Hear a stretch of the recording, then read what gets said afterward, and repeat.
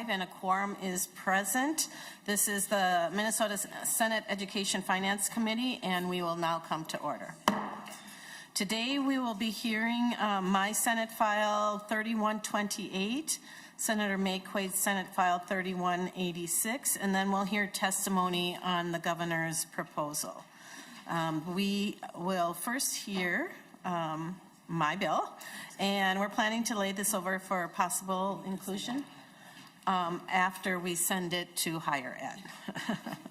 So I am going to move to the testifying table, and Senator Westland is going to take over.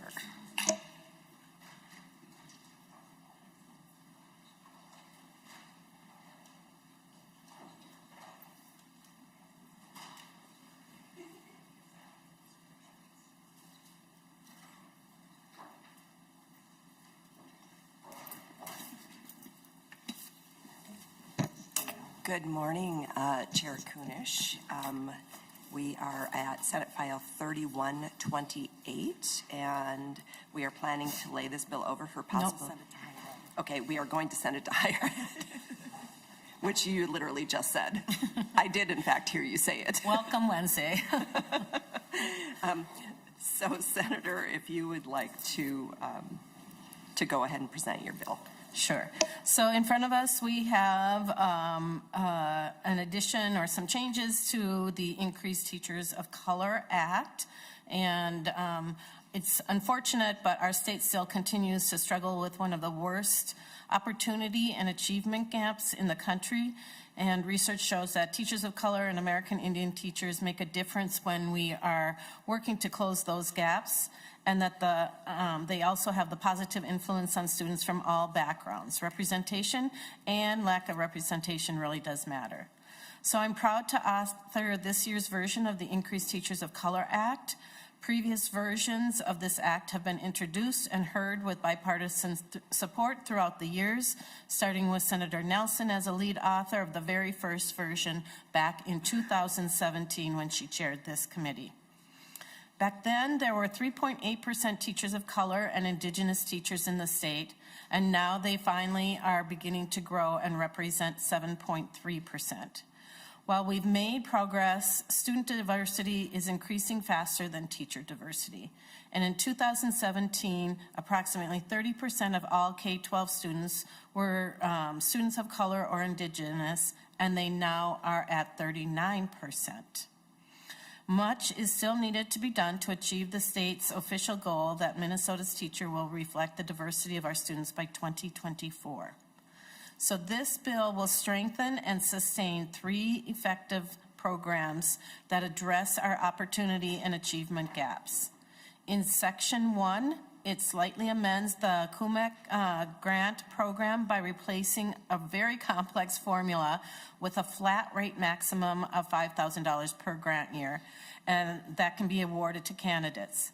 It also allows programs to use those grants over a 4-year period instead of just 2 years. Sections 2 and 4 continue investing in aspiring teachers of color scholarships. This pilot program was established in 2021 with Senator Abler as the bill's author, and it has had a positive impact helping teacher candidates matriculate through their prep programs and serve our E-12 students, families, schools, and communities. This bill codifies this important program in statute as previously proposed in 2023 Increased Teachers of Color Act, led by Senator Fateh and co-authored by Senator Rarick. And there are approximately 2,000 BIPOC teacher candidates enrolled in public and private preparation programs at undergraduate and graduate levels. They represent approximately 20% of all teacher candidates. The one-time proposed investment of $10 million per fiscal year would provide approximately 1,000 scholarships per year. It is similar to the $8.5 million of one-time investment for the pilot program that Senator Rarick proposed with 3 Republican co-authors as lead authors of the 2022 Increased Teachers of Color Act. And then we have Section 3, which continues investing in closing education opportunity gap grants with a one-time appropriation of $3 million in each of the next 2 fiscal years. This sustains the same amount appropriated to the current biennium. The program started in fiscal year '24 to support schools in creating welcoming and affirming learning and work environments for all. And so with that, members, we have, I believe, a couple of testimonies, and that is the bill. Thank you, Chair Kunesh.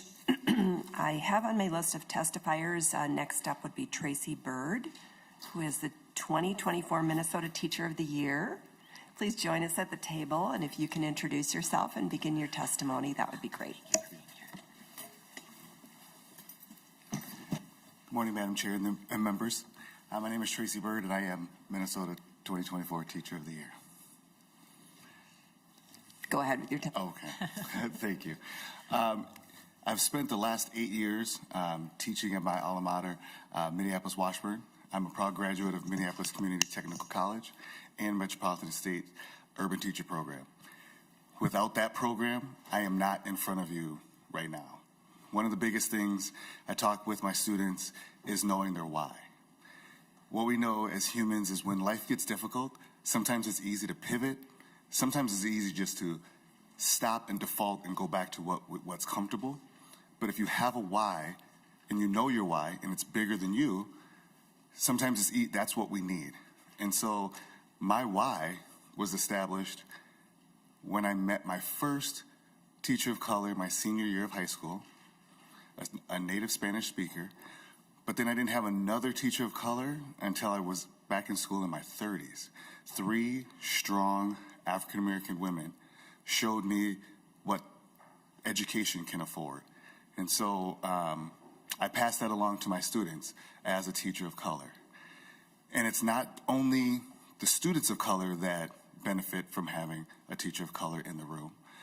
Sure, it's one of those things where some experiences that are shared can be looked at with a wink or smiled and given some comfort. But white students as well, when they see somebody who doesn't represent them leading, now they learn, how do I act? How do I respond when this is going to now start being the norm? And lastly, it's one of those things where school is hard. The coursework is challenging.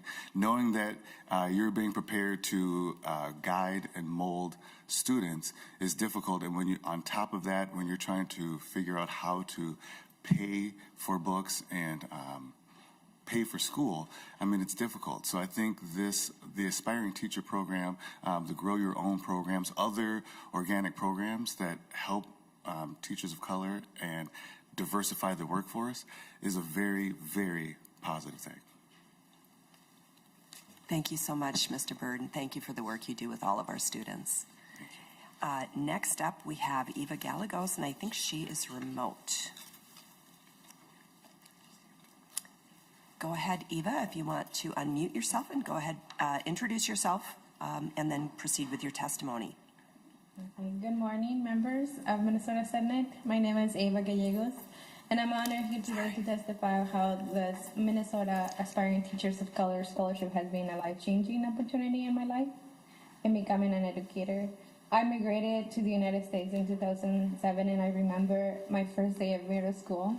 I noticed something that would shape my life entirely, and there were very few teachers of color that looked like me. I remember walking down the halls and feeling a sense of disconnection because the faces around me did not reflect my own, and I wondered why there were more teachers who could relate to my experiences, who understood my culture and language, and who could serve as role models for students like me. And over the years, I realized that I could too make a difference in students' lives, and aspired to become a teacher myself, where I could bring my own culture and my experience into the classroom. Last year, I was thrilled to be accepted into the Master's in Education in K-6 license program to become a dual immersion teacher. However, soon I learned I lacked the financial support to continue. Just as I was losing hope, I was awarded this scholarship, which provided me the financial support to pursue my passion for teaching.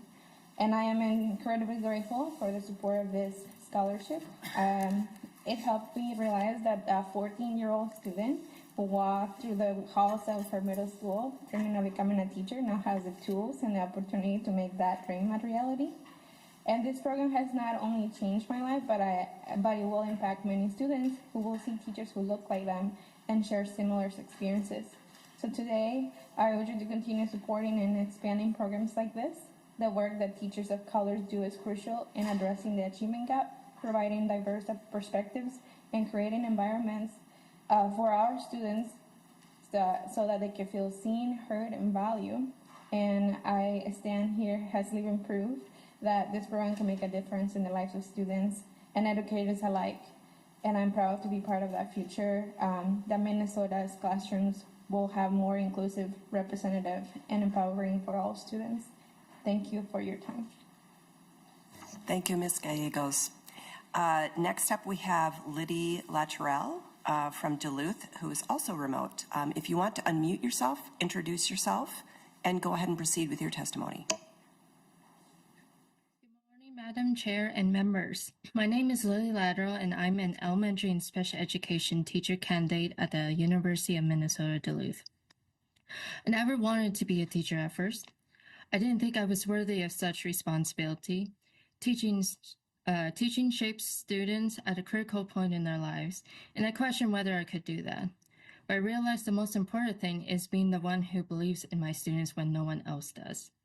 I teach at a high-poverty school with a predominantly BIPOC student population, and I never connected with a class so quickly. My students trust me because, like them, I know what it's like to grow up in a non-traditional family. I'm an adoptee with just a mom and grandparents. Through the concept of mirrors, windows, and sliding glass doors, I serve as a mirror for students who have never seen a teacher who looks like them, a mirror or a window into embracing their identities, and a sliding glass door to believing in themselves. They accept me because I show them they too can be proud of who they are. Becoming a teacher has come at a great cost. My family values education above all, which means sacrificing moments with my family when they needed me most. I worked multiple jobs, being a housemaid, a tour guide, to make ends meet. I push forward because I know my students deserve someone who won't give up on them. Despite sleepless nights and financial stress, I continue because I'm becoming the teacher I never had. I want to be a role model and show my students they too can change the world by becoming a teacher. Becoming a teacher is the most patriotic thing I can do, as it empowers the next generation to shape the future. The Inspiring Teachers of Color Scholarship has helped me to be the teacher I never had and the teacher I want to be. Please support additional funding for this scholarship program. With your help, teachers like me can create a better future where every child is seen, heard, and given the chance to thrive. Thank you. Thank you so much for your testimony. That is all of the folks that I have on the list. Members, any questions or comments? Senator Kroon.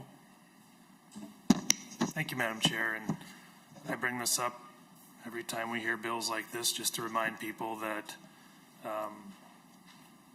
that while well-intentioned, this bill is likely illegal under federal law.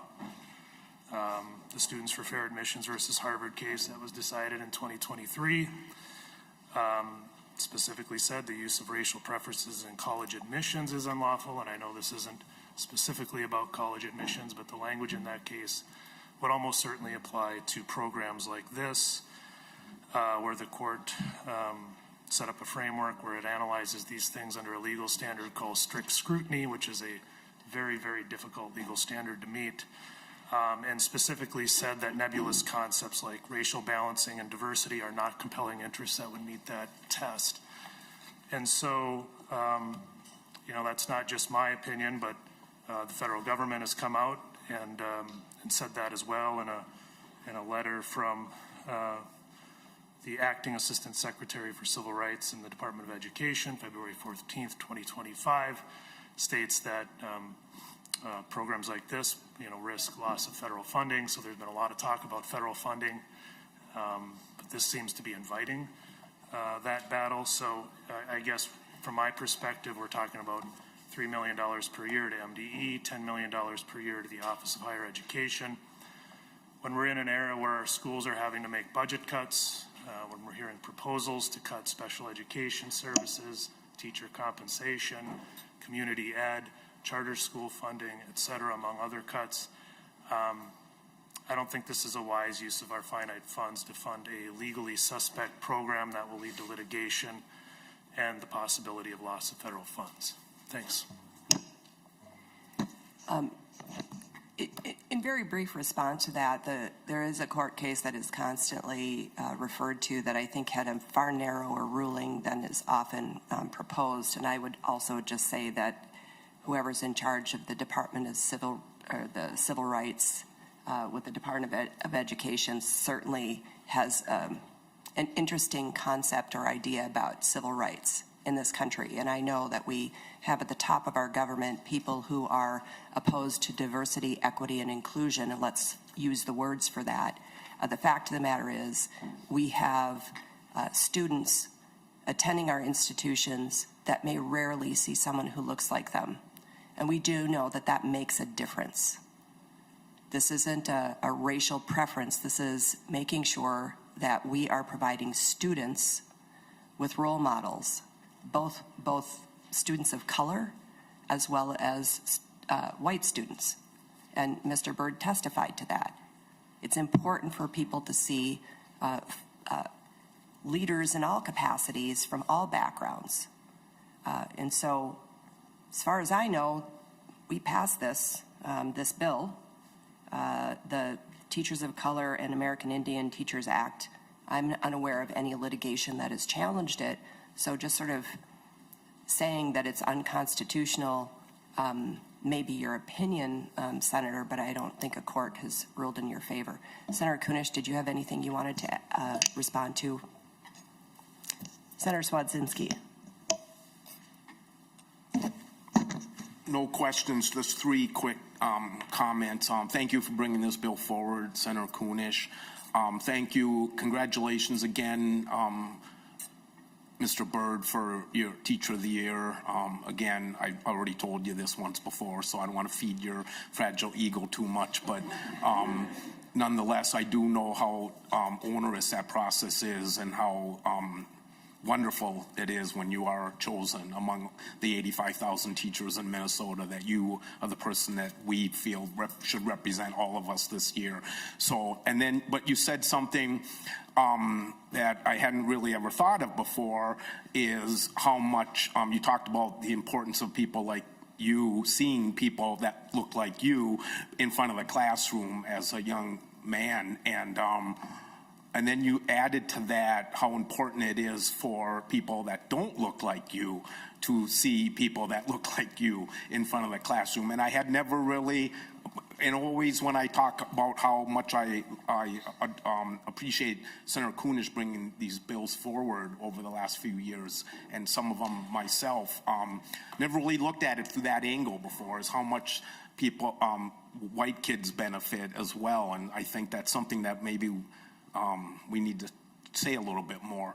And I don't know what kind of morning everybody had driving in today or whatnot, but the most beautiful words I heard this morning was the testifier from Duluth who said going into education was the most patriotic thing she could do. And it was just this joyful moment for me to hear a recent, was she an immigrant? A recent? Well, anyways, somebody's saying that going into education was the most patriotic thing they can do was just a wonderful, wonderful thing. So thank you again, Senator Kunesh. Senator Maye Quade. Oh, thank you, Madam Chair. Senator Kunesh, you said at the beginning what % of our teachers were teachers of color before this bill, and now what % we have. Could you tell me those percentages again? Yep. In 2017, there were 3.8% teachers of color and Indigenous teachers in the state, and now we are up to 7.3. Senator Maye Quade. Thank you, Madam Chair.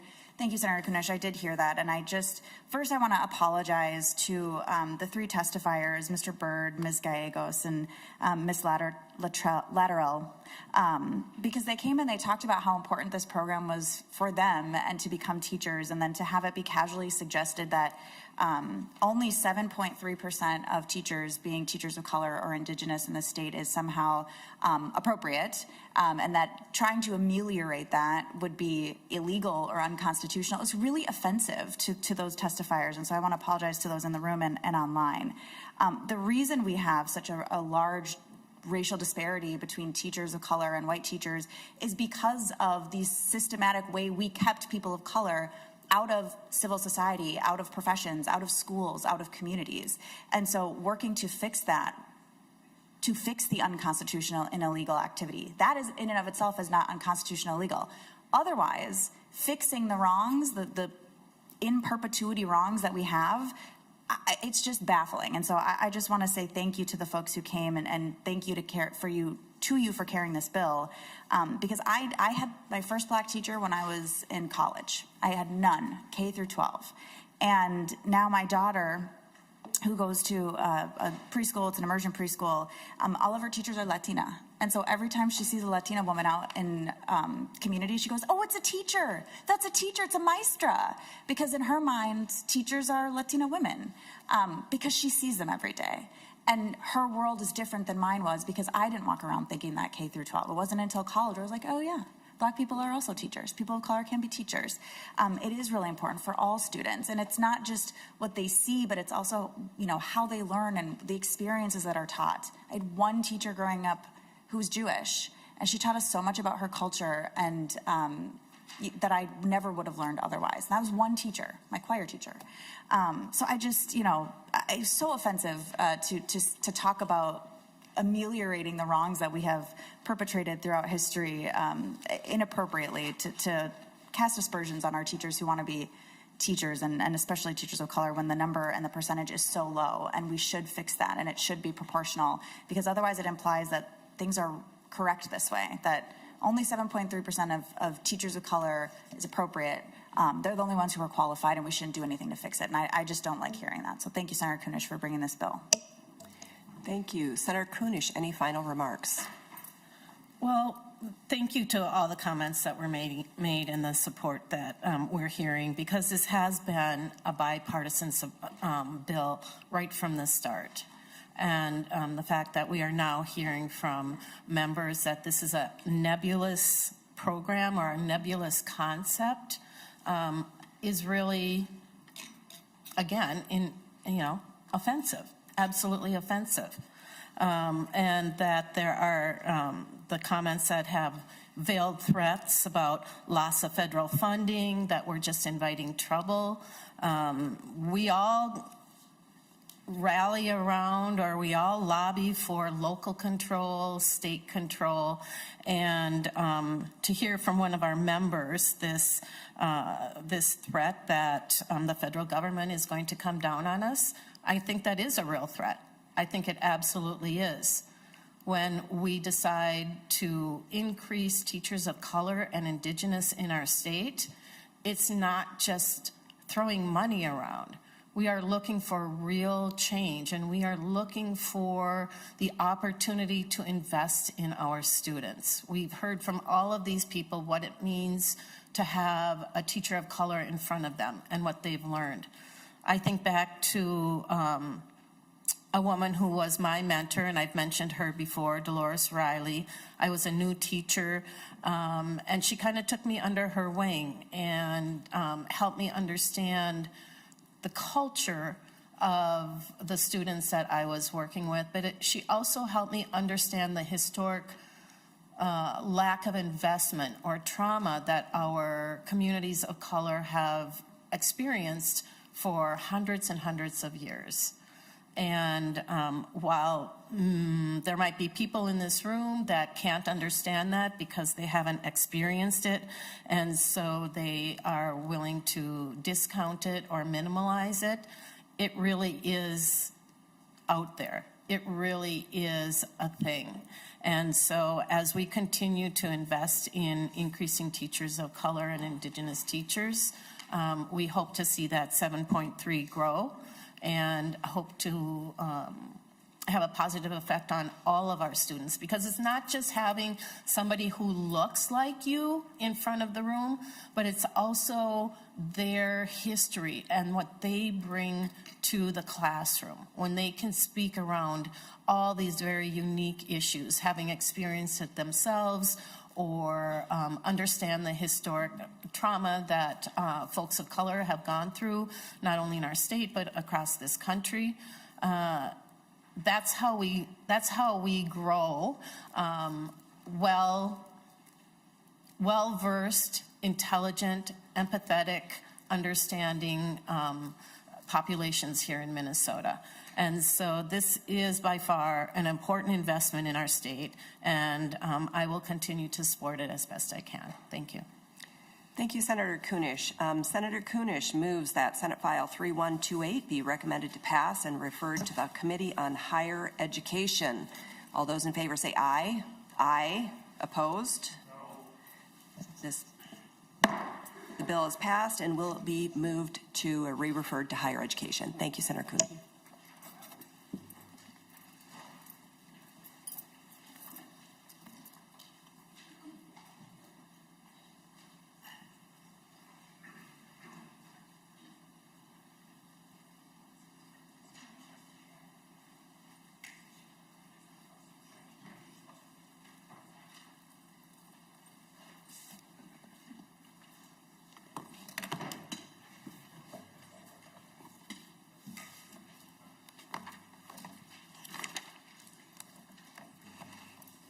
All right, Senator Maye Quade, would you like to move your Senate File 3186?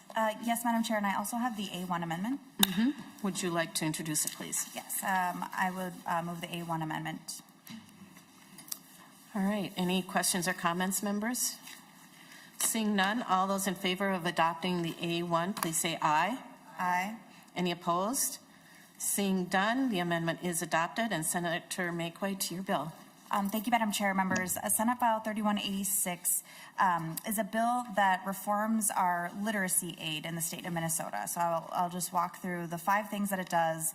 But first, I just want to thank every coalition partner to the READ Act who has participated in probably 10 hours worth of meetings over the last 6 weeks to address everything from teacher licensure to literacy aid to professional development. There's so many pieces, and I'm deeply, deeply grateful for the expertise that are brought every time to these meetings. This bill that you see before you is the outcome of one of our subgroups who is working on literacy aid, and my colleague in the other body and a few partners were really instrumental in getting this forward. So I'll tell you the 5 things that this bill does. The first thing it does is it changes the name from literacy incentive aid to literacy aid. Simple but important. The second thing that it does is creates a hold harmless for next school year. So all districts next school year will receive the exact same amount of literacy aid that they received this year. So there will be no change. In fiscal year 2027, and then next year it also disconnects the funding formula from standardized test scores and puts in a new formula for fiscal year 2027. We changed the uses for literacy aid, so now it's essentially just whatever a district uses the literacy aid for to meet the goals of their local literacy plan. So it gives wide flexibility on what the money can be used for. That starts next year. And then in fiscal year 27, we shift how the funding is distributed. The first $30 million is sent to schools based on enrollment, then $5 million is distributed based on student poverty counts, and the next $5 million is based on English learner counts. So we're taking a phased-in approach, allowing maximum flexibility for uses right away, keeping the amount the same, and then changing the distribution in the out years. There have been a lot of collaborations from school districts, literacy leads, superintendents, and other educators who kind of came to the table to figure out what's the best way that we can distribute this so that the schools who have the highest need receive funding, but also making sure we're not taking away funding from schools as well. So that is what this bill does. And with that, Madam Chair, I would take any questions. Oh, I think I have a testifier. Yes. Thank you, Senator Maye Quade. We have Matt Shaver, Senator Policy Director for Ed Allies.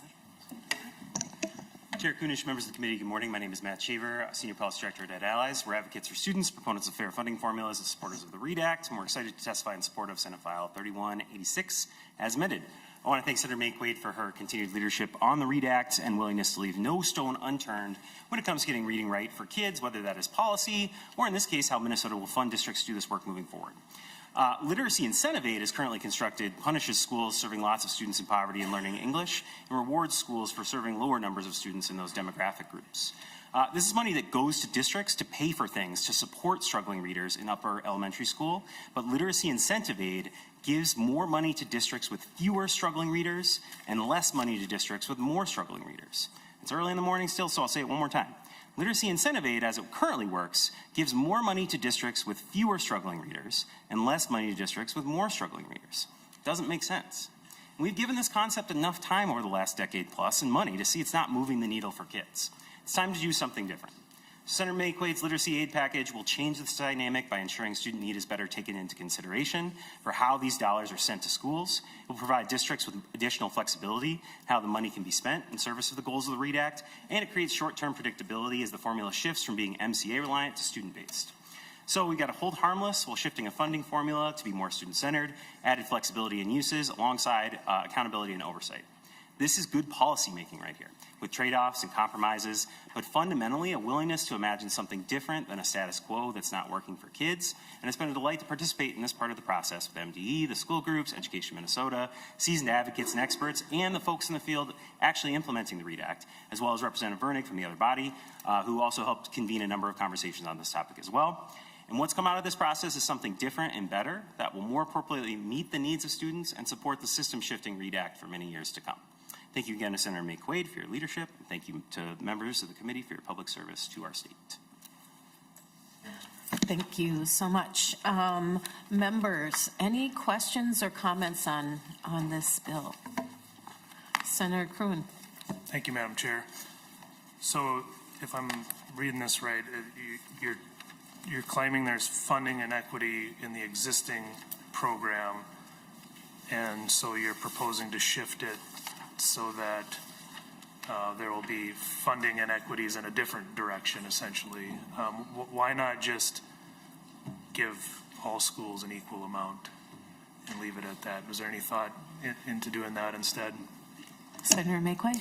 Thank you, Madam Chair. Senator Kroon. So if you look at the bill, and it starts on page 2, subdivision 2, 2.1, you can see the former formula. And it really was this idea that if school districts were rewarded for having better readers, it would encourage teachers to teach kids to read better. That idea didn't pan out. And so right now what we have is a system where schools with not struggling readers receive more money than schools with struggling readers. And so the idea is to target the dollars where the need is. And so it's not necessarily an inequity. It's actually shifting it so that money for literacy support targets those who need literacy support. It's just a better way to use and it aligns with the READ Act standard. It might be a better way to say it too. With the way that we have done literacy in the state of Minnesota, between the screeners and the literacy coaches and the curriculum and the supports and all of those things, whether even in higher ed, it's all targeted to making sure that kids can read at grade level at every grade level. And so we're just aligning this piece. There's lots of places where we see literacy show up in statute. This is one place. And so we're aligning this to the goals and the purpose of the READ Act. Senator Kroon. Thank you, Madam Chair. We have compensatory aid, and that serves its purpose, but the danger in tying all these other formulas to compensatory aid, which it seems like that's, at least in part what this would do, does create funding inequities where you see, some school districts get considerably more per student than others. And I understand there's a policy debate on whether that's wise policy or not. I get that, but it seems like perhaps we need the pendulum to swing back a little bit more And if the incentive base formula was not working, I don't know whether it was or it wasn't, but I'll take your word that it wasn't, then maybe we should just get back to an equal formula where it's just simply on a per student basis. I think that would make more sense right now to do that, given how all of our school districts are struggling financially and having to face budget cuts. Thanks. Senator Maye Quade, any response? I mean, the only thing I would say, Madam Chair, is that we do start, unlike the previous formula where they start with proficiency growth, medium and high growth, we start with basic literacy aid. There is a total amount that just goes per pupil. So there is that factored in. And then on top of that, there's small numbers that do some adjustments based on English learner and targeted literacy aid. And so what you're saying, Senator Kuhn, is kind of what we did with small adjustments for where there might be more need. It's about as normal as you could imagine it to be. Thank you. Anyone else? All right. Any final last words? No, Senator Kunesh, thank you so much. I think I'll just, again, reiterate that this isn't just something I sat around and thought up, or even just like two people sat around and thought up. There has been a lot of deep work, consultation, collaboration with stakeholders, whether it's districts or administrators or teachers or, you know, folks on the ground who are implementing MDE, to make sure that we're doing this in a way that is both best practices, learns from other states, but also makes sense. And so, you know, we did a lot of the work to make sure that folks aren't going to look at it and say, oh, I don't like this. We try to do that on the ground. So what I'm bringing you is kind of the collaborated and agreed upon proposal from a lot of different groups. And I'm really proud to be doing that. And I'm really grateful for all their work on it. Thank you, Senator Maye Quade. I think this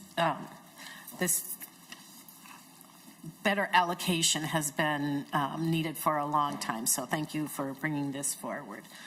And so with that, Senate File 3186, as amended, is laid over for possible inclusion in a future omnibus bill. All right, we will spend the rest of this day hearing testimony from the governor's bill, Senate File 2255. We have a long list of, oh my gosh, testifiers, which is great. You know, we want to hear your voices. We want to hear your thoughts. And so, as I have mentioned, we really are going to keep it to 2 minutes. We have our timers set. I will end you at 2 minutes. I won't give you time to tie all the bows on the end of your comments. And so I just ask that you be really succinct. I will call 3 people up at a time, and they can be ready. We have some remote testimony in between. So I would like to ask John Morstad, Joe Billings, and Brandon Waite to come up to the testifying table. We'll take John first, then Joe, and then we will move to Brianna Osthoff and Nasera Thomas. Are they both on? Okay, they're both on. Those two will be remote. And so when you come to the table, please quickly introduce yourself for the records, and then you will have 2 minutes as soon as you begin. John Morstad first. Thank you, Chair Kunesh and members of the committee. My name is John Morstad. I'm the Executive Director of Finance and Operations with Osseo Area Schools and the current President of the Minnesota Association of School Business Officials, or MASBO. I want to talk about 2 things very briefly. We'll start with the committee looking at compensatory funding changes that have caused significant issues for schools across the state. Speaking for Osseo, the 2023 changes will cause us to lose about $5.5 million in compensatory funding, or 22% of our overall funding. We represent the largest single dollar decrease of any district in the state. Statewide, the change also shifted a little over $40 million away from independent school districts, with the largest benefit going to charter schools, gaining over $18 million. The governor's latest proposal also removes the compensatory pilot program, which would take an additional $660,000 from Osseo. We use compensatory funding, and the best term I can use for it as boots on the ground solutions where our educators see we need it the most. Drastically cutting funding is a direct hit on classroom instruction, with most students who need that additional support being impacted. On behalf of ASIO and as a representative for the school business officials statewide, we would ask that the committee recommend the governor's proposal to hold compensatory funding harmless for 1 year and either authorize a study or reinstate paper educational benefits forms in the calculations. The second area I'd like to discuss is special ed transportation. I'm just going to focus on the transportation costs of it. There are some well-versed experts in special ed that will talk about the programming side coming in behind me here. The costs for transportation have skyrocketed due to several factors outside the control of school districts. The pandemic caused a workforce shortage where bus companies were basically forced to raise their rates by over 50% in order to staff those buses for our kids. What was once an $18 to $20 an hour driver is now a $28 to $30 an hour driver. In addition, earned sick and safe time, the upcoming family medical leave increases, and paid summer unemployment Thank you, Mr. Morstead. I'm spikes. sorry, I'm going to have to stop That's 2 you there. minutes already. Dang, Yep, yes. I know, it goes fast. People might want to talk a little faster. I know we're used to conversational tone here, but really and truly, thank you very much. And if you do have comments, additional comments that we don't get to hear, please feel free to send them to us as well. Appreciate that so much. Next, we have Mr. Billings, if you'd like to begin. I'm Shannon Peterson. I'm switching places with Mr. Billings. Oh, Shannon Peterson. All right. Go ahead and introduce yourself one more time, Okay, and you can begin. Thank you.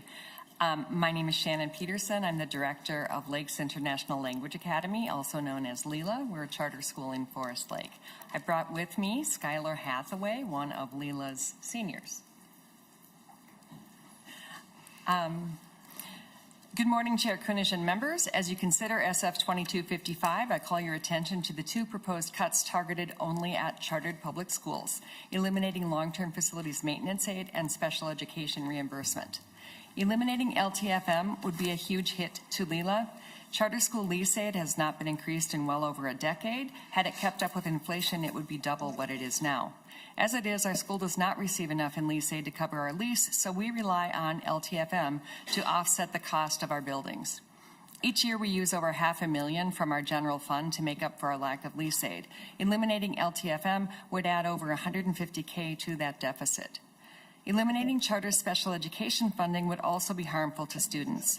The state funding charters receive for students on IEPs is the single financial advantage that charters have compared to districts. We appreciate that. Yet even with this advantage, there is a significant gap. The average charter school receives only 70% of the funding that our district counterparts receive. At LELA, our revenues are $50,000 per classroom per year below the district school down the street. In yesterday's hearing, it was stated that the cuts to special ed funding for charters would bring us more into alignment with district funding. That is accurate in that single area, but overall, these cuts would push charter schools even further behind in funding equity. At LELA, we dream of being able to increase our staff salaries up to district school levels. But with the current funding, that makes competitive pay impossible for us. With further cuts, attracting and retaining staff will be even more difficult, and it's our students who suffer from a turnover in staff. As you finalize this bill, I urge you to recognize the financial challenges charters already face and protect this critical state funding. Our public school students need your support now more than ever. Perfect timing. Thank you so much, Ms. Peterson. Why don't I ask Brandon Waite and Dr. Susan Outlaw to replace the those that have spoken here. And then in the meantime, let's see. Brianna Osthoff, who is online. If you would like to turn your camera on, introduce yourself, and you may begin. Hello, Chair Kunesh and committee members. I'm Bree Ossoff, the Director of Community Education at the Farmington Area Public Schools. I'm also the past chair of Minnesota Community Education's Rally Committee. I'm here today to discuss the positive impact of the increasing funds allocated to community ed through the 2023 legislative session, effective this fiscal year. We greatly appreciate the legislator's recognition to community education's importance. However, the governor's budget proposed eliminating state aid, which could result in loss of crucial funding and force districts to make up the difference through increased local levies. This would significantly impact our programs, especially after we've already made key adjustments to meet community needs. Prior to 2023, the last funding increase was 2007. We struggled to meet growing demands. The new funding has allowed us to make vital improvements, including school readiness in preschool. We've been able to ensure programs remain strong, but new legislation requires preschool teachers to have teaching license, and READ Act mandates means additional subsidies we now need, and we no longer rely solely on parent fees. A reduction in participant fees. We've been able to keep increased minimums for our programs remaining affordable and accessible. Scholarships, we've been able to expand scholarship programs, helping more families participate regardless of their financial situation. After school and summer programming, enhancements to these programs have combated learning loss and offered year-round enrichment, technology and resources, improvements to update tools to improve the experience for both students and educators, an increase in community offerings. We've expanded programs to serve more people and reduce social isolation among older adults. Community partnerships. Funding has strengthened local partnerships, enabling more free events and building stronger community connections. Staff retention. We've been able to afford more competitive wages, retaining skilled staff, and maintaining higher standards of education inflation. In conclusion, this funding has made a transformative difference in how we serve our community. Investing in community education is a powerful return on investment, creating lasting impact for your constituents. We look forward to continuing our work with the legislator, our community partners, and families to build a brighter future for our students. Thank you for your continued support. Thank you very much, Ostaf. Next, remotely, we have Nasita Thomas. If you are there, would you please introduce yourself for the record, and you may begin. Good morning, Chair and Committee. My name is Nasita Thomas, and I'm the Executive Director of Student Services for Roseville Area Schools, as well as the current President for the Minnesota Administrators for Special Education. I've had the opportunity to serve students who receive special education services for approximately 25 years. I'm here to express my deep concern about the proposed reduction in funding for special education transportation. As you are aware, transportation is a fundamental right to ensure students with disabilities receive the education they are entitled to under the Individuals with Disabilities Education Act. Reducing this aid will have significant negative consequences for students, families, and school districts across our state. First, special education transportation is not a luxury, it's a necessity. Many students with disabilities require specialized transportation services, including wheelchair accessible buses, trained aides, and individualized routes to meet their unique needs and keep them safe. Without adequate funding, school districts will be forced to either reallocate already strained resources or reduce services, potentially violating federal mandates and placing an undue burden on families. Second, this reduction disproportionately affects some of our most vulnerable students. Families of children with disabilities already face numerous challenges, including financial strains, coordinating medical and educational services, and advocating for their child's needs. A decrease in transportation aid could force some families into difficult decisions, such as withdrawing from their current school or seeking costly alternative transportation options on their own. Additionally, school districts, particularly those in rural and underserved areas, will struggle to fill the funding gap. Unlike general education transportation, special education routes are often longer, more complex, and more expensive per student. The governor's proposed cuts could lead to service reductions that significantly impact students' ability to access their education equitably. I urge the committee to reconsider this aspect of the budget proposal and to prioritize the needs of students with disabilities. Ensuring reliable and safe transportation for all students, regardless of their abilities, is not just a legal obligation, it's a moral one. Thank you, Ms. Thomas. We're going to have to move to the next one, but thank you for your testimony. We should have at the table Executive Director Brandon Waite, Dr. Outlaw, and if Bonnie Jungles would like to come up to the table as well. Mr. Waite, if you'd like to introduce yourself, and you may begin. Good morning, Madam Chair and members of the community. My name is Brandon Waite, and I'm the Executive Director and Principal of Paladin Career and Technical High School, a public charter school located in Coon Rapids, serving over 260 students. Approximately 60% of our students qualify for free and reduced lunch, and 35% receive special educational services, twice the state average. Our students often join Paladin after struggling in larger traditional school settings, and they rely on a relationships-first, student-centered approach to succeed. I am deeply concerned about the proposed cuts to charter school funding in Senate File 2255, specifically those targeting special education. Unlike traditional school districts, public schools cannot levy local property taxes, making us heavily dependent on the state per pupil funding. Paladin does already, we do more with less resources, and to learn that the proposal is to widen the inequity gap is disheartening. Losing even one special education teacher or social worker at our school would eliminate entire programs essential for our students. For those with disabilities, consistent support can mean the difference between graduating and/or dropping out. I have countless success stories at Paladin, but let me share just one about Casey, who joined Paladin after being bullied and struggling academically at his previous school. With our personalized support, Casey turned things around, earned a pre-apprenticeship certification, graduated, and is now successfully employed and attending college. With these supports, Casey may not have graduated. These proposed cuts jeopardize success stories like Casey and unfairly penalize families who exercise their right to choose a public charter school for their child. I respectfully urge you to protect public school funding and demonstrate bipartisanship to support all Minnesota students, regardless of the public school they choose to attend. Thank you for your time. Thank you, Mr. Wade. We now have Dr. Outlaw, if you'd like to begin. Thank you, Chair and members. My name is Dr. Susan Outlaw. I'm Executive Director of Metro Deaf School. Reducing any funding to public schools, special education students, including transportation, is wrong. This is especially true in a time when there is uncertainty about federal special education funding, and parents are very concerned as what is going to happen. I urge you not to target charter special education students when making this budget. I've set before you in other testifying situations, Metro Deaf School has 175 students coming from over 45 school districts. Our students actually register and enroll in their resident districts. Their resident districts actually place them at Metro Deaf School. We are integrated in the public school system. We work with resident districts.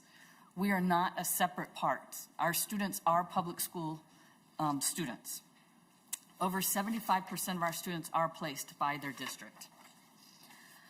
We also are very cost effective. We have all of our services under one roof. When you look at other setting 4 placements, we are right there with them. We have over 35% of our students that qualify for over 2 or more special education categories. Special education transportation, as has been mentioned, continues to rise and is a concern. As students get older in our program, often they're doing PSEO, they're doing college in the schools, and we do mainstream. They mainstream in the resident district, but they also mainstream sometimes at other charter schools. And these cuts will impact that. They need interpreters, they need services. Those charter schools can't change that. That makes it more accessible in that environment. So by reducing anything that charter schools are receiving when our students are mainstreamed, you're reducing something that school, it's not like they can reduce that cost. They have to have an interpreter. Dr. Outlaw, I'm sorry, we have to cut you off there, but thank you for your service and thank you for the work that you do. Next, we're going to hear from Bonnie Jungles, but in the meantime, if Erica Waltz and Superintendent Chris Lennox would join us, we'll get ready for the next round. And so, Ms. Jungles, if you'd like to introduce yourself for the record, and you may begin. Thank you. Good morning, Madam Chair and members of the committee. My name is Dr. Bonnie Jungles, and I am currently the principal at Notre Dame Academy in Minnetonka. I am in my 18th year serving Minnesota families as a Catholic school administrator. I am here to share my concern about the proposed budget cuts to non-public pupil aid in Bill Senate File 2255. These cuts will have a huge negative impact on all families in Minnesota. One of the greatest assets our state offers is so many incredible school choices. My own 3 children, now adults, attended 3 different high schools, public and private, as each child desired a different school setting to meet their unique personalities and needs and offer them the best opportunity to be successful. If non-public pupil aid gets eliminated, many families will not be able to pursue the options that will best serve their children. At Notre Dame Academy, we have many students who could not attend our school if transportation was taken away, or if we had to raise tuition to accommodate the loss of assistance for pupil instruction, health, and counseling. My great-grandfather, John Kinzer, spent 28 years as a Democratic legislator. He was working to ensure that the future would be bright for our families and our children. A dairy farmer from Stearns County with 14 children of his own, he understood the importance of education, something that was not always easily accessible for his own children. My great-grandfather, in fact, sponsored and championed the original bill to provide transportation for non-public students as a means to fairness and equity for all families in our state. It is imperative that Minnesota continues the long-standing tradition that many representatives fought 4 years ago of providing crucial funding for non-public students. Minnesota children who are provided all essential educational Ms. opportunities. Jungles, I'm sorry, your time is up and we're going to move on, but thank you very much. Thank you, Madam Chair. And next we have Erica Waltz. Thank you. Madam Chair, members of the committee, thank you for allowing me to offer my testimony in opposition to the proposed cuts to non-public pupil aid in the Senate File 2255. My name is Erica Walls, and I am the head of school at Ave Maria Academy, an independent Catholic school in Maple Grove, Minnesota. I'm here today representing over 200 students and 124 families who, as Minnesota residents, seek an education for their children in a non-public school setting. Ave Maria has a 28-year record of educating students well in the northwest suburbs. Our graduating 8th grade students regularly score in the top 10% nationally for all subjects, including 95th percentile for math. We're deeply grateful for Minnesota's decades-long support of non-public pupil aid, which has played a significant role in helping us achieve these high benchmarks for our young learners. Each year, these funds help provide the necessary textbooks and instructional materials needed to ensure continued academic success for our students, particularly in math and literacy development. In addition, non-public pupil aid provides invaluable nursing support, keeping our students healthy and safe. The children at Ave Maria Academy are relying on you. Without these funds, our resources will be limited and our children's academic success will in no doubt be directly impacted and will suffer. I'm asking you today to continue your support for Minnesota children in non-public schools by providing them with the essential services and equal access to the instructional materials that they need to thrive. On behalf of the students and families of Ave Maria, we're asking you to reject the governor's proposed cuts to non-public pupil aid in support of academic excellence for all Minnesota families and their children. Thank you, Madam Chair, and the members of the committee today. Appreciate the time. You were right on. Perfect. Thank you. Maybe you practiced, I don't know. Next we have Superintendent Lennox, and then we will have a remote testifier, Ann Gatman, and then if Kelly Larson and Nathan Flansburgh wants to join the table, then that would be great. Thanks so much. Superintendent Lennox, if you want to go ahead. Wonderful. Thank you, Madam Chair, members of the committee. My name is Chris Lennox, Superintendent of Schools for Mounds View Public School District. Today I am here to testify in opposition to the proposed elimination of QCOMP funding. In the 2005-2006 school year, Mounds View Public Schools was one of the first school districts to implement the QCOMP program. Over the last 20 years, it has proven to be a very successful program for our district and has become an integral part of our educational program. As part of the QCOMP program, our district receives approximately $3 million annually, While the elimination of that funding would have a significant impact on our overall budget, the larger impact would be on the support we're able to provide to our teaching staff and ultimately the outcomes to student achievement. This funding has allowed us to build a system that focuses on student growth and the ongoing professional development of our teaching staff, two key components of the QComp program. The governor's recommendation to eliminate QComp funding would fracture the foundation we've built. For 20 years, our district has effectively and efficiently used this funding to support the development of our teachers and the outcomes for our students. Without a specific plan to support teachers and students moving forward, the elimination of this funding would only serve to weaken performance.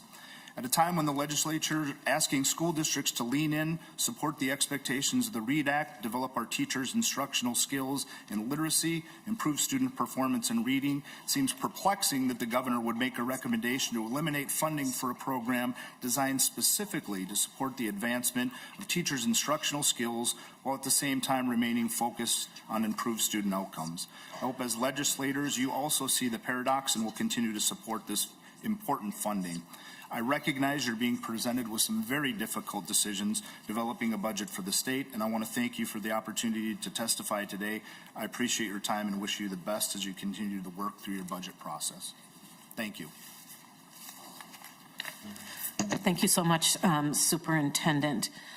So, Kelly Larson, if you'd like to introduce yourself, and you may begin. Good morning. Thank you for your time today. My name is Kelly Larson, and I have been an educator in Forest Lake area schools for the past 20 years. I am also the mom of a 3rd grader and a 7th grader in Mounds View Public Schools. And as an educator and a parent, I am here today to speak in opposition to Article 3, Sections 1 through 4 in Bill SF 2255, which calls for the elimination of the QComp budget after the 25-26 school year. Increased student achievement, educator effectiveness, student-centered instruction, and teacher retention. These issues are core concerns of Minnesota schools today. We have found that since its enactment in 2005 by Governor Tim Pawlenty, the QComp program, also known as ATPPS, positively impacts all of these.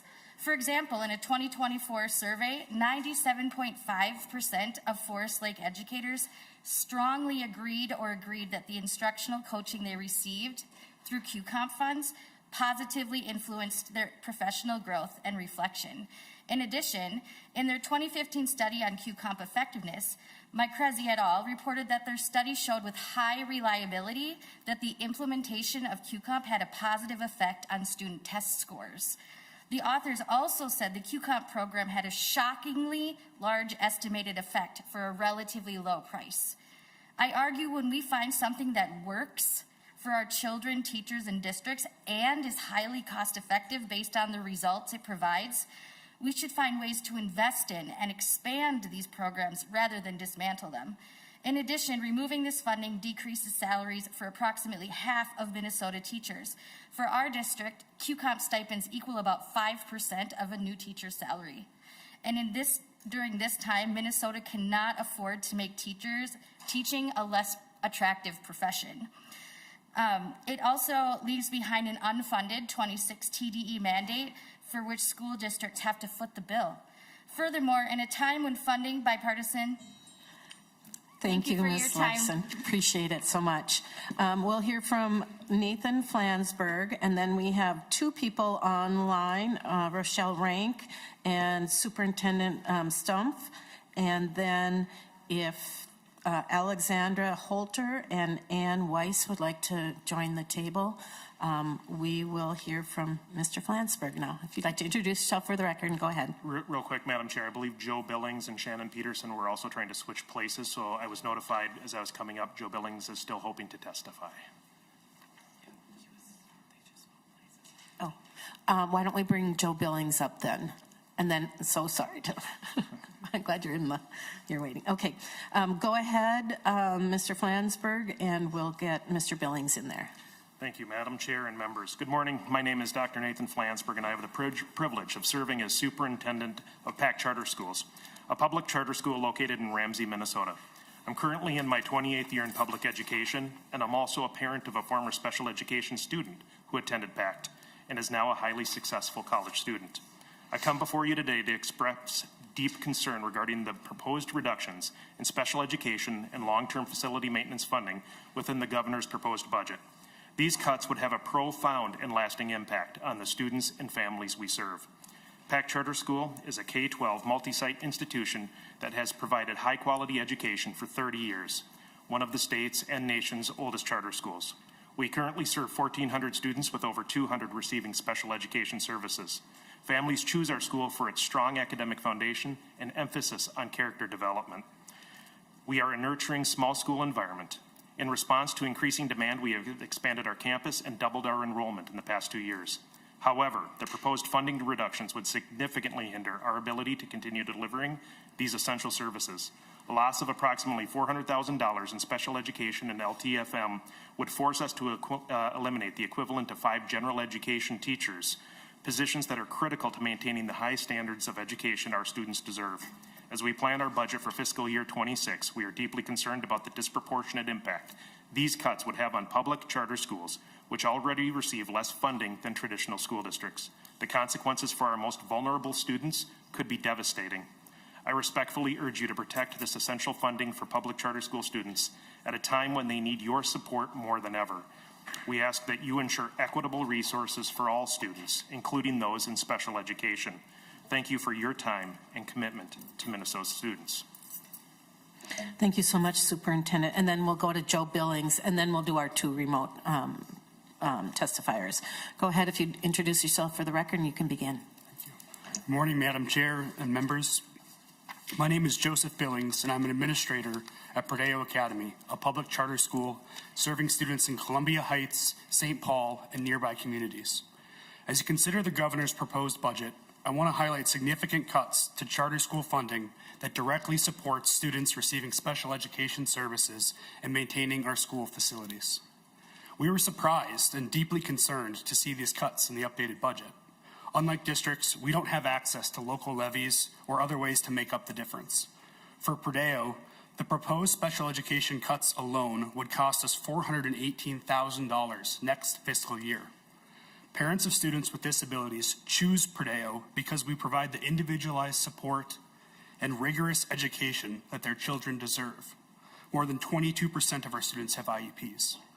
More than 90% of our students qualify for free or reduced price lunch, and we serve nearly twice as many English language learners and students experiencing homelessness as the state average. And our students are thriving. Year after year, they outperform peers from similar backgrounds on standardized tests and graduate from 8th grade prepared to excel in high school. As you shape the education budget, I urge you to protect this critical funding. I'd like to close on a more personal note. My wife, Jessica, is a special education teacher. It's one of the hardest, most impactful jobs in education. I've watched her come home carrying the weight of figuring out what her students need to succeed. But she keeps at it. Special education teachers don't stop. They push forward no matter how tough it gets, and they don't do it alone. They collaborate with families, teachers, specialists, anyone who can help their students find success. So from me as a school administrator to you, our elected policymakers, let's hold ourselves to the same standard. Let's find a way. Let's keep working until we balance this budget without taking resources from the kids and teachers who need them most. Thank you. Thank you so much. All right, next we will hear from Rochelle Rank, who is remote, then Kurt Stumpf. Is he on? Yep. Remote, and then it's Alexandra Holter and Weiss and Nick Lightfoot would come to the table. We'll hear from you after our remote testifiers. So Rochelle Rank, if you would join us and introduce yourself for the record, and you may begin. Good morning, Madam Chair and committee members. My name is Rochelle Rank, and I'm here to speak about the proposed changes to special education funding for charter schools. I live in Northeast Minneapolis, and my daughter attended our assigned Minneapolis Public Community School from kindergarten through 2nd grade. At the beginning of 2nd grade, my husband and I became very concerned that our daughter was struggling with reading and testing at a pre-kindergarten reading level. After getting pushback from the school when we expressed concern about her reading level, we got her a neuropsych evaluation, and she was diagnosed with dyslexia. We took this evaluation to her school, and they still did not want to evaluate her for special education, even though we had asked in writing. Finally, after being very persistent, they evaluated her and she qualified for an IEP starting in March of 2024. While her minutes required her to get 30 minutes of special education every day, she would often report that on Fridays they just played during that time. After such a struggle to convince the school she needed support and their lack of helpful instruction, we decided to enroll her for 3rd grade at the New City Charter School, which is also located in Northeast Minneapolis. At first, we were worried that because they were such a small school, they wouldn't have the resources to help her make up for the learning she had missed out on. However, the staff and support we received was exceptional, and by January of 2025, she was testing at an early 3rd grade level, which is 2 years of growth in 5 months.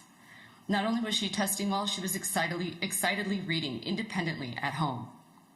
I thank my lucky stars for New City and their staff. However, changing tuition billing for special education to 50% will put an immense financial burden on them, forcing charters like New City to pull even more from their already limited general education funds and greatly impacting their ability to give their students the same level of service and care they currently provide, which is crucial, especially for families like mine who deserve another option when our assigned district school fails their students. So I urge you to reconsider this proposal and ensure that charter schools remain financially viable and so that they can continue serving students and families. Please stand with charter school families and staff in protecting equitable funding for public school students in Minnesota. Thank you, Ms. Rank. Thank you. Next, Kurt Stumpf, if you would there you are. Please introduce yourself for the record and you may begin. Chair Kunesh and members of the committee, I'm Kurt Stumpf, Pequot Lakes Public Schools Superintendent. I'm here to share concerns with Senate File 2255, particularly the changes in the formula for the literacy incentive aid.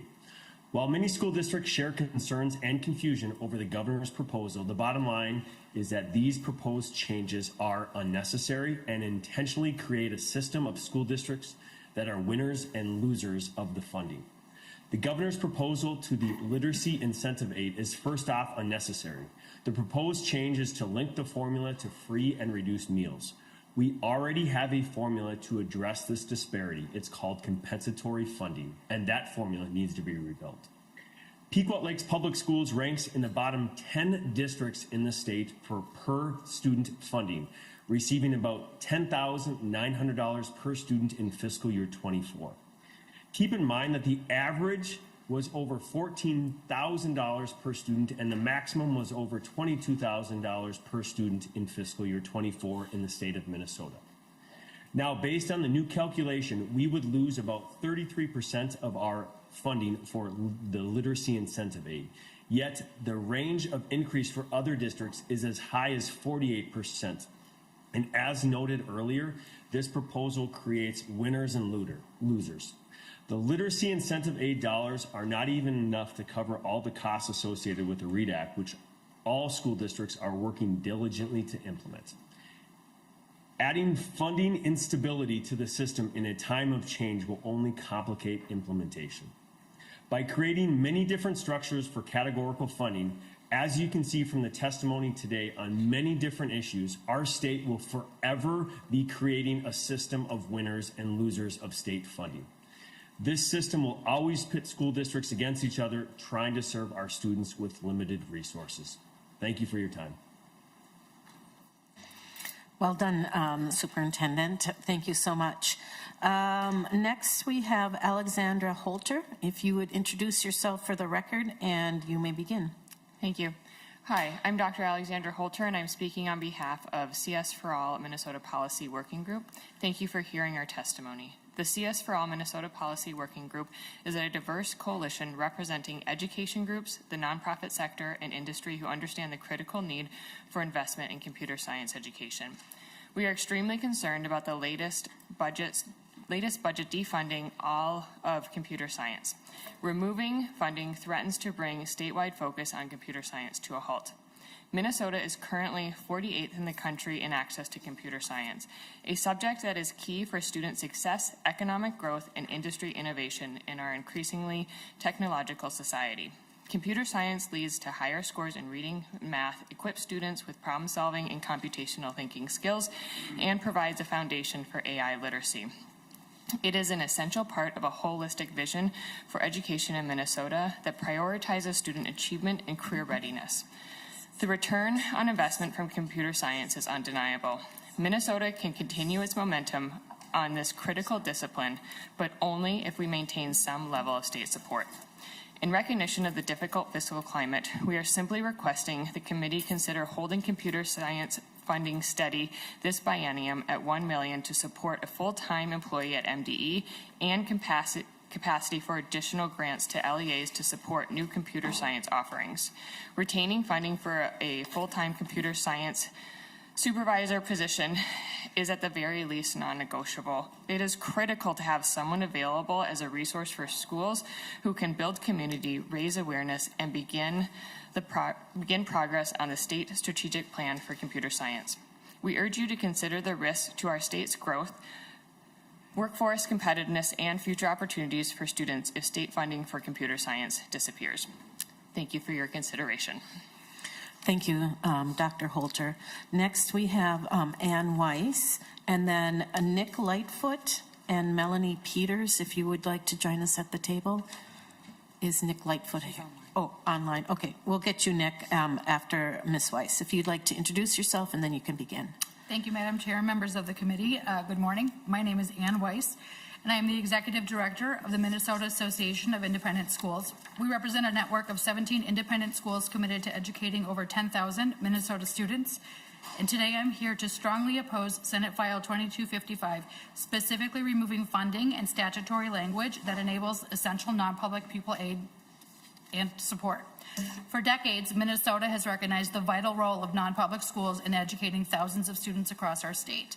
The existing statute ensures that all Minnesota students, regardless of type of school they attend, have access to critical services such as counseling, nursing, textbooks, and instructional materials, as well as transportation. These supports are direct investments in Minnesota students. Eliminating this statutory language and aid would place an undue burden on families, making it more difficult for some families to exercise their right to choose the best educational setting for their children. These cuts will affect non-public students and the public school sector. Maye's member, Groves Academy, works closely with public schools to support students who struggle due to learning differences and needs. Groves Academy partners with 36 school districts and charter schools across Minnesota to help students transition back to the public school setting. To facilitate these transitions back, Groves Academy and the Groves Learning Organization provide educational evaluations, relieving public schools of the responsibility to conduct these assessments for students residing in their districts. Without non-public pupil aid, these services would be at risk, potentially increasing the financial and administrative burden on the public school districts. At its core, Senate File 2255 undermines the long-standing bipartisan commitment to ensuring that every Minnesota student has access to the tools they need to succeed, whether they attend public or private school. We urge the committee to oppose this bill and reaffirm the state's commitment to supporting all students equitably. Thank you for your time and consideration. Thank you, Ms. Weiss. Next, we'll hear from Nick Lightfoot. If you would like, got your camera on, please introduce yourself and you may begin. Thank you, Chair Kunesh, members of the committee. Thank you again for the opportunity to speak today. My name is Dr. Nick Lightfoot, Assistant Superintendent of Hopkins Public Schools. I'm here to talk about three important funding issues: QComp, compensatory funding, and special education transportation. First, QComp. In Hopkins, we receive $1.78 million each year. This money helps nearly 550 teachers with a slight salary increase and funds 5 full-time instructional coaches. These coaches help teachers improve their teaching. If QComp is cut, we lose this incredibly successful support. Instead of providing less pay and support for teachers for the same work, we ask that we are able to continue research-supported partnerships that advance teachers' craft. Our students and our teachers benefit if QComp stays. Second, special education transportation. Changing the reimbursement from 100% to 90% may seem small. It has big effect. We still have to provide the same level of legally required maintenance of effort expenditures, but with less money. This means that we may have to cut from other areas like general education programs to meet our legal obligations. Lastly, compensatory education funding. In Hopkins, about 42% of students qualify for educational benefits. This money is crucial for hiring reading and math interventionists, social workers, and adults who help struggling students succeed.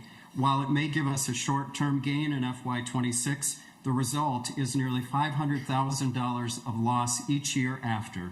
This is unsustainable, especially with financial pressure we already face. In Hopkins, we're preparing for a $7 million budget cut next year. We're making tough choices. In partnership, we ask you keep the funding that matters most for student learning and educational support. Thank you for fighting for the educators and students who make our state strong. Thank you, Mr. Lightfoot. And next we have Melanie Peters. If you'd like to introduce yourself, and you can begin. Good morning, Chair Kunesh and members of the committee. I'm Melanie Peters, Executive Director of Starbase Minnesota, Inc. I'm here to support Bill SF 2255, which includes the Governor's recommendation of $500,000 per year in FY26 and 27 for Starbase. Starbase Minnesota is a STEM education nonprofit with the mission to educate and inspire youth in STEM, targeting Title I schools and students historically underrepresented in STEM career fields. For over 30 years, with the support of federal, state, STEM corporate, and private donations, Starbase Minnesota has advanced STEM education within the schools we serve. The letter of support submitted includes the measurable impact of our programs, and I encourage you to review the details of that data. As an overview, each year, Starbase reaches 41,000 Minnesota students and their teachers in 82 of 87 counties. The majority are Title I schools. Through on-site or STEM kit programming, Starbase provides 20 to 25 hours of rigorous, hands-on, immersive STEM curriculum aligned to Minnesota math and science benchmarks, connected to Minnesota STEM careers, and featuring STEM career role models that reflect Minnesota's STEM industry and represent the diversity of our communities. All programs are free to schools.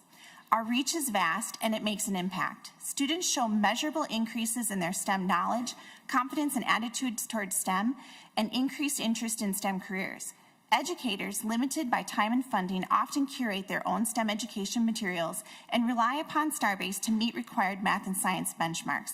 They report that Starbase programs make it easier to teach STEM, connect learning to future STEM careers, and increase their confidence in teaching STEM. The state funding we receive helps us to bring our STEM programming with proven results to students and educators across the state. Starbase Minnesota is doing our part to prepare a strong future Minnesota STEM workforce and STEM literate society. We appreciate your support of SF 2255 so we can continue this important work. Thank you. Thank you very much, Ms. Peters. Next we have remotely John Slavowski. If you would like to introduce, excuse me. Madam Chair and members of the committee, thank you for the opportunity to speak with you today regarding the governor's proposal to eliminate non-public transportation aid. My name is John Slavowski, Superintendent of Sleepy Public Schools, a small rural district that stands to lose $123,000 in funding should this proposal move forward. While the intent of this proposal may be to remove funding for non-public students we currently transport, the reality is that this reduction would have a significant negative impact on our district. Our transportation costs are not based on the number of students riding, but rather on the daily rate we pay our private contractor. Regardless of whether we transport non-public students, we still must run the same number of routes to effectively serve our district. The loss of these funds will not result in cost savings for our district, but will instead create a financial shortfall that will be difficult to manage. Sleepy Public School is also experiencing declining enrollment, and the loss of students has already resulted in a deficit budget for fiscal year 26. Unlike many other districts, Sleepy Public School does not have any operating levy in place to help offset budgetary constraints. The loss of this $123,000 will directly harm our bottom line and put added pressure on our ability to maintain current services. Additionally, this proposal threatens to damage the strong relationship between Sleepy Public School and Sleepy St. Mary's Catholic School. Transportation has long been an area of collaboration, and this funding cut would create unnecessary friction between our schools. Furthermore, if we need to pursue an operating levy that we tried many times and failed, this reduction in funding could make it even more challenging to gain community support. We urge you to consider the unintended consequences of this proposal and the financial strain it would place on districts like ours. Sleepy Public School and our students cannot afford this reduction, and we respectfully ask you to oppose this measure. And thank you for your time and consideration. Thank you so much, Superintendent. Next, we have Dave Kirkfliet. If you would like to come on screen, introduce yourself, and you may begin. Thank you, Chair Kunesh and Senate committee members. My name is Dave Kirkfleet, and I am the Sebeka Public Schools Superintendent of District 820. I am testifying in opposition to the governor's proposal in Senate File 2255 to cut QComp. We have participated in the program for over a decade. It's a successful initiative that continues to have a direct positive impact on teacher and student performance. It supports teacher mentorship, teacher performance pay, performance increments, professional learning community networking, in-house professional development, and it helps address REDAC training and relicensure categories. This would be a budget cut of $81,450 to our district. Each teacher would realize a pay cut ranging from a minimum of $1,850 to $4,350 per year. If we cut, we will lose our QComp coordinator, 6 peer coaches, data management team, and teacher mentors. We work on evaluations, professional growth plans, principal goals, and district-wide goals, all while protecting student contact time by not needing to start late or dismiss early because of what the funding provides for us. Please realize that funding is shared between the state and local levy authority. Please consider continuing funding or at least providing us with an increased levy authority to avoid elimination of the program. I love Sebeka Public School as we give our all for students, but we are facing a failed bond referendum, declining enrollment, inflation, including another health insurance increase of 9.9%, staff reductions, and program reductions. We need more support, and if that is not possible, we need maintained support, but definitely not less support. Lastly, QComp compensates teachers for their work and rewards quality work.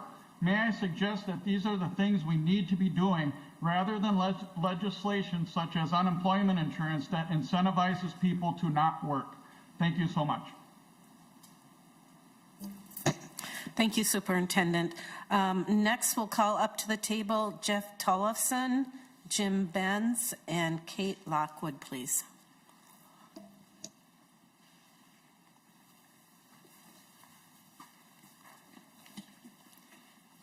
Thank you, Chair Kunesh and members of the committee. My name is Jeff Tollefson, and on behalf of the Minnesota Technology Association and all Minnesota businesses that rely on technology talent, I really appreciate the opportunity today. I'm here to express deep concern over the proposed elimination of funding for computer science education and the computer science coordinator position at MDE. I believe this decision to be extremely short-sighted and undermines Minnesota's ability to prepare students for the technology-driven jobs that power our state's economy. Technology is at the heart of every industry, from healthcare to agriculture, manufacturing to financial services. Yet Minnesota continues to lag behind every state in the union but 2, Kansas and Montana, in offering foundational computer science education. This isn't just about teaching kids to code. It's about equipping them with problem solving, critical thinking, and digital literacy skills that are essential for success in this age of artificial intelligence and a changing workforce. At a time when nearly every job is increasingly a tech job, we should be investing more, not less, in Minnesota's pipeline of future talent. When the governor's initial budget proposal came out in February with the same amount that was appropriated for the current biennium, it was truly disappointing to see, as we wanted to see and needed much more. But now to see all funding removed and the statewide coordinator position eliminated, I'm dumbfounded. Annual funding for this modest yet critical investment in Minnesota's future. Thank you so much. Mr. Benz. Next we will hear, Tollefson. Next we will hear from Tim Benz. Thank you. Chair Kunesh and members of the committee, thank you for the opportunity to testify today.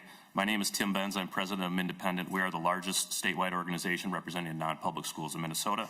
And on behalf of the more than 41,000 students and families across our 181 member schools, I am here to oppose the elimination of non-public pupil aids and non-public transportation services as proposed in Governor Walz's budget in Senate File 2255. Many of you have heard me quote a colleague, when you've seen one non-public school, you've seen one non-public school. Our schools come in all shapes and sizes, from budgets to pedagogy, faith affiliations, curricular focus, and community served. Nearly 12% of all non-public schools in Minnesota are located in the legislative districts of members of this committee. Schools in Minnesota are located in the legislative districts of members of this committee. The proposed elimination of non-public pupil aids and transportation presents a daunting outlook for students and families, primarily those who can least afford to lose these essential services: low-income students, rural districts, those needing mental health and academic supports. Beginning in 1969, the Minnesota Legislature made a commitment to transport students to their school of choice regardless of the educational sector. It was in the, quote, public interest so that the health, welfare, and safety of the children while using the public highways of the state shall be protected. In 1975, Minnesota's legislature made a further commitment to support students so that, quote, every school pupil in the state will share equitably in education benefits to assure all Minnesota pupils and their parents freedom of choice in education. These statutes affirm the common good for all Minnesota students. I'd like to propose a real-life example that families would face if these troubling proposals advanced. A family has two children. One is a 7th grader attending their local non-public school, and the other child is a 9th grader attending their local public school. The 9th grade student rides a bus to and from school, has access to nursing and health services, counseling and mental health supports, and instructional aids. However, their 7th grade sibling has access to none of these services, purely based on the fact that they attend a non-public school. I ask, how is that fair, equitable, or in the public interest? In closing, I strongly urge members to protect these vital services and not penalize families purely based on a family schooling of choice. The students supported by these critical services live in your neighborhoods and are members of your community. Thank you. Thank you so much. Perfect timing. Next we have Kate Lockwood, and would Caitlin Snyder and Josh Downham please join us at the table? And if you'd like to introduce yourself, Ms. Lockwood, and we may begin. Thank you for the opportunity to testify today.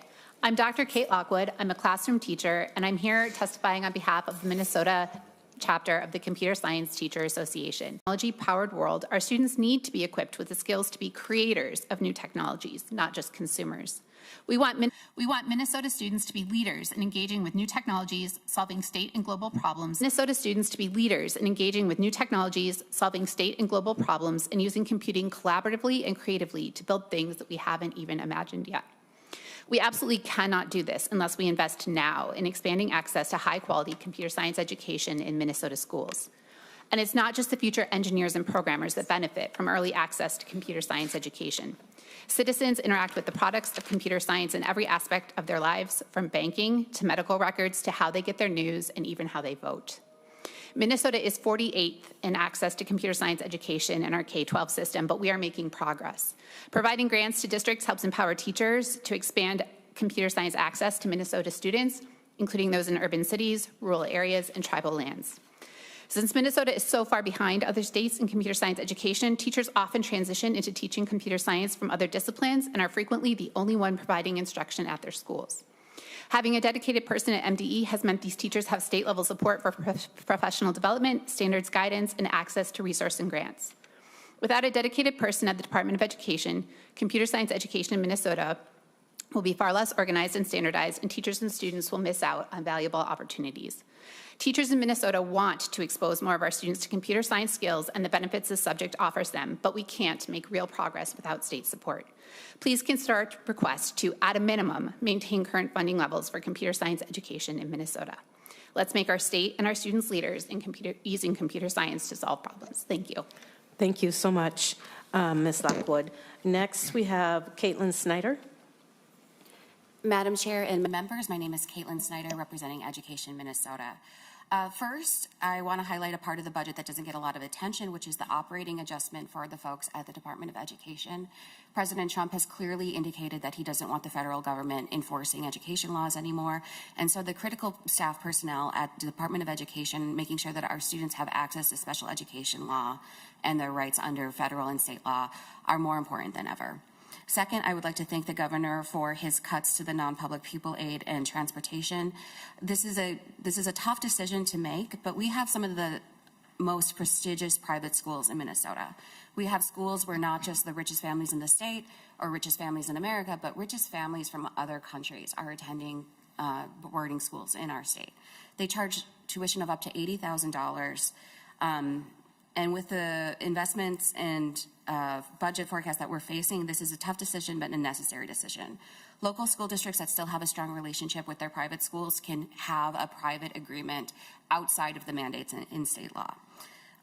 We have concerns with the cuts to QComp, the cuts to library aid, the cuts to special education transportation. But with my remaining time, I would like to thank the governor for keeping cuts as much as possible away from key wins of 2023. So thank you, Governor Walz, for maintaining the tie to inflation in our basic formula, maintaining our commitment to our English language learners, keeping investments in our student support, personnel aid, free meals for all kids, unemployment for hourly school workers, so just like construction workers, they can access unemployment on their off seasons, and compensatory funding for our schools. Thank you, Madam Chair.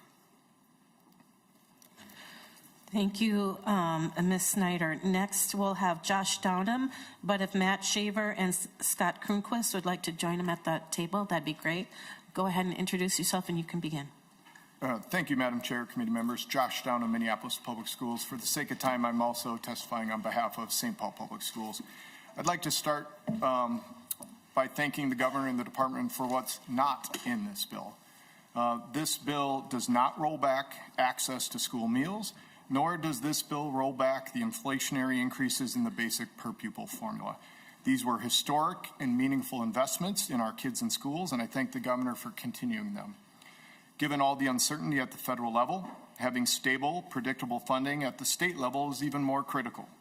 Knowing that the basic formula will increase 2 to 3% a year allows districts to plan, even when we don't know the outcome of the legislative session. That means there are fewer layoff notices going out this spring. I do have two concerns about the governor's bill. The first is the elimination of QComp. In Minneapolis, QComp funds are used to mentor new teachers and provide direct instructional support and continued professional development opportunities for teachers. Retaining and supporting our new classroom teachers is critical. In partnership with the Minneapolis Federation of Teachers, we are focusing these resources on new teachers and helping support implementation of the READ Act. The second issue I want to make the committee aware of relates to the governor's proposal to reduce special education transportation reimbursements. What you may not be aware of is the costs associated with transporting homeless students is included in the reimbursement formula. We encourage you to, if you move forward with that proposal, to take those costs out of the reduction in reimbursement. Those are Finance Code 728 reimbursements, and we really hope the committee rolls those out. We understand that the committee budget target contains a significant decrease in the out biennium. Whatever cuts you decide to make, I encourage you to not just target traditional public schools. Cuts should be shared among public, charter, and private schools. As you work on joint targets with the other body, I hope you will reconsider these steep cuts to schools. Thanks, Madam Chair. Thank you, Mr. Downham. Next, we'll hear from Matt Shaver. Chair, Kunesh, members, good morning again. Matt Shaver at Allies. A lot's already been covered, so I'll highlight an issue with the governor's proposal by telling you a story about my favorite state legislator of all time, present company not included. So there's this guy named Wayne Bassett, who's a World War II vet and a librarian who lived out in Worthington in the late 40s, and he has a daughter born with cerebral palsy, but there was no school for her to go to. So he does what any citizen does. He goes to talk to a state legislator and asks for help and says, you know, I want my daughter to have a great life and learn and make friends, but no school will take her. What am I supposed to do? And Wayne's state rep says, well, you know, in some cultures, they leave kids like yours on the side of a mountain. That wasn't acceptable to Wayne. So next election season, he runs against that guy and beats him. And in the 50s, Representative Bassett goes to St. Paul and helps author nation-leading and groundbreaking special education law, which included tuition billing that creates a financial stick that said to public school districts, if you will not serve a student with disabilities in your district, you will pay for their education in another school. So what's this going to be? Now, some may say that with IDEA and open enrollment in charter schools in 2025, this stick isn't needed anymore. But listen to a parent of a kid with a disability who was counseled out of their home district or didn't have their needs met by their resident district, and you understand why it's worth keeping. But It's being threatened by the governor's proposal. What's missing from this conversation about tuition billing is it isn't just a district to charter relationship. It's a district to district relationship as well. So, for example, if a kid with disability living in Edina open enrolls in Richfield, Richfield bills back to Edina as well for the cost of the service. The way out of this is to fund the special education cross-subsidy, not pick on a type of public school serving kids who found a home at a charter school in order to balance a budget. This proposal from the governor doesn't improve the funding situation for the home district either. It just makes it more difficult for a charter to support the students who chose the school. Ed Allies believes we can have a big picture conversation about special education funding instead of pitting types of schools against one another with kids in the middle. Thank you for the opportunity to testify and for your public service to our state. Thank you, Mr. Shaver. That was a good story. Next, Mr. Kronquist, and then we have Shannon Mitchell. Thank you, Madam Chair and members. My name is Scott Kronquist with the Association of Metropolitan School Districts, and also testifying today on behalf of the Minnesota Association of School Administrators and the Minnesota School Boards Association. Thank you for the opportunity to share a few brief remarks.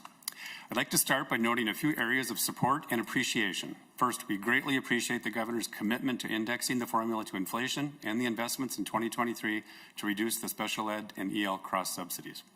We also appreciate that his proposal recognizes the need to address compensatory revenue and the unintended consequences of relying on direct certification only to determine eligibility.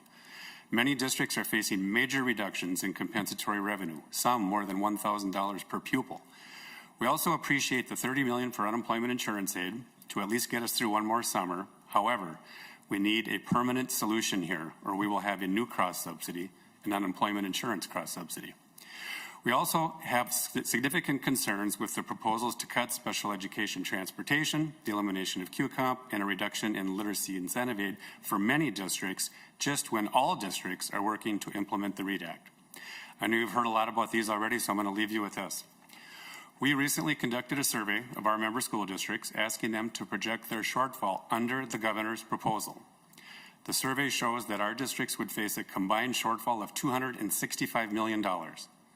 Reductions of this magnitude would inevitably result in staff layoffs, larger class sizes, and fewer opportunities for students. This story is true whether you're talking urban, suburban, regional center, or small rural school districts. We urge you to improve on the governor's budget proposal and to mitigate the looming shortfalls and layoffs facing our member school districts. Thank you for the opportunity to share a few remarks. Thank you much, Mr. Kronquist.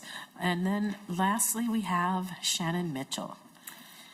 Thank you, Chair Kunesh, members. My name is Shannon Mitchell. I'm with the Minnesota Association of Charter Schools.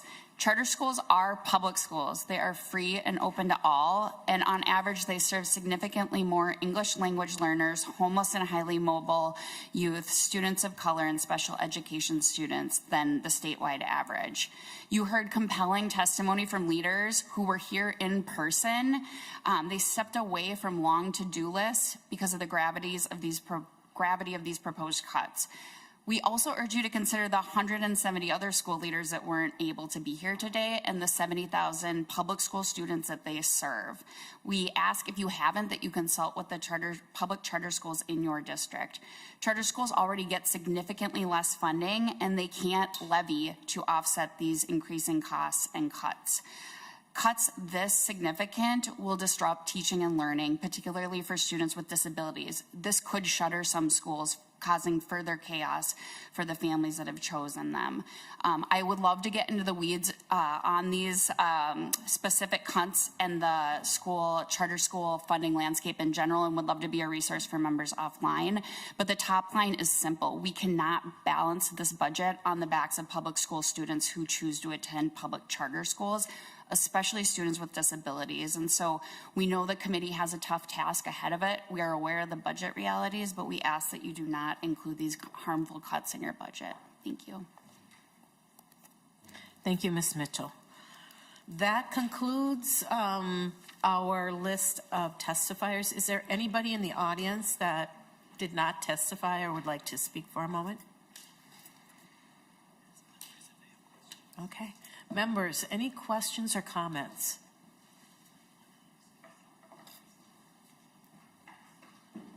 Senator Rarick. Thank you, Madam Chair, and I hope I had made some comments yesterday. I'm not going to repeat all of them, but I think listening to what we heard today, it is clear, yes, we need to make some tough choices. One of the testifiers made the comment that this should be balanced across all groups that are going to see cuts. But let's also consider the fact that not all groups get funded equally. So if we're going to make these cuts proportionately across all sectors, it should be according to the level at which they get funded to begin with. And again, I also just believe our schools did not see the types of increases that our state agencies did in the last 2 years. So MDE also needs to be included in these cuts that we are going to have to make. So I hope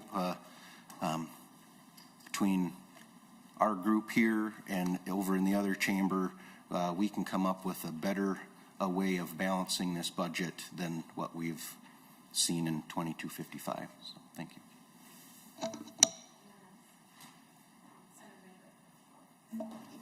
Thank you, Madam Chair. And I want to appreciate folks for coming and testifying. And I want to offer something that I say in a lot of other committees, and I'll say it here too. Cuts are not the only decision we can make. There are other decisions that we can make when it comes to funding in the state of Minnesota. And I'll just give two really quick examples. Currently in law, we have a tax exemption for data centers. It is like $230 million a biennium. Imagine what we could do with $230 million in our education budget. There is a tax exemption for preferred VIP seating in stadiums. I think it's like $17 million a biennium. I could use $17 million for the READ Act like that. And so I heard every single person that came and talked about cuts that would be harmful or cuts that would be devastating. And I'm really urging folks to help encourage members to make different decisions. Like, we don't have to have an entire conversation about which cuts to make, which thing do we cut from, which students do we don't have to have that conversation. That's not a conversation we have to be having. And so I'm just going to offer that out to the folks who came and testified that is an option that is before us, and public pressure will help because I guess I don't know where else we'll get it. And Senator Kunesh, I know that you know that and are on board with that. And I just think we can make different decisions, and I want the public to help push us there. Thank you, Senator Maye Quade. If ever we need to look outside the box, this is a time to do it. And so thank you for sharing that with us. Senator Clark, you wanted to make a statement? Thank you, Chair Kunesh, and thank you for the reminder to look outside the box. I think this is the box that the governor started with, and these are all the pages within the governor's proposal, and the reminder of we get to think more broadly. And so as you all have helped me go through this and see the priorities we have, and where I start is prioritizing those with the most need and the most vulnerable. That's how I think through it, and I recognize what Senator Maye Quade and Senator Kunesh, Chair Kunesh have said of how do we really make it possible to do so many of the things that partners on both sides of the aisle have said we need to do this and prioritize this. And so thanks for helping set priorities, but let's keep pushing to figure out ways that we can expand where we get to look. Thank you. Thank you, Senator Clark. Anyone else? All right. So with that concludes testimony or comments for the governor's bill, Senate File 2255. Just to remind you, there's no hearing tomorrow. Next week, we'll be rolling out our omnibus bill, and Tuesday will be that walkthrough. Wednesday, we will take testimony, such as today, and Thursday will be our mock-up. That's for next week. And so with that, this committee is adjourned.